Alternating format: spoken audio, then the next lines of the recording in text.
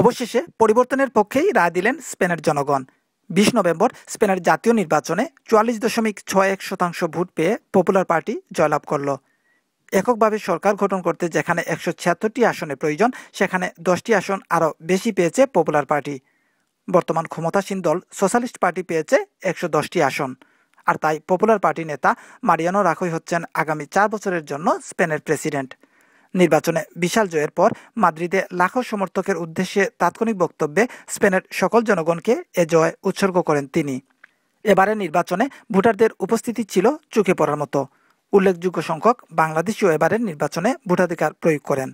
নির্বাচন কেন্দ্রে বিভিন্ন দলের নির্বাচনী এজেন্ট হিসাবে স্পেনের নাগরিকত্ব পাওয়া পাকিস্তান, ভারতের অভিবাসীদের অনুপ্রবেশ ছিল আশা জাগানিয়া। পর্যায়ক্রমে এশিয়ান কমিউনিটি থেকে স্পেনে এমপি নির্বাচিত হবেন এমন প্রত্যাশাও করছেন এশিয়ান কমিউনিটির নেতৃবৃন্দ। অর্থনৈতিক দুরবস্থার মধ্যে ইউরোপের যে দেশগুলো রয়েছে তার মধ্যে স্পেন অন্যতম। প্রেসিডেন্ট হিসেবে দায়িত্ব গ্রহণ করতে যাওয়া মারিয়ানো রাখোইর উপর তাই চাপও বেশি, কারণ স্পেনকে অর্থনৈতিক দুরবস্থা থেকে মুক্ত করার কথা, পরিবর্তনের কথা বলেই জনগণের রায় পেয়েছেন ৫৬ বছর বয়সী মারিয়ানো রাখোই। এখন দেখা যাক জনগণের প্রত্যাশাকে কতটুকু প্রাপ্তিতে যোগ করতে পারেন তিনি। Shahadul Suhed, channel I, Spain.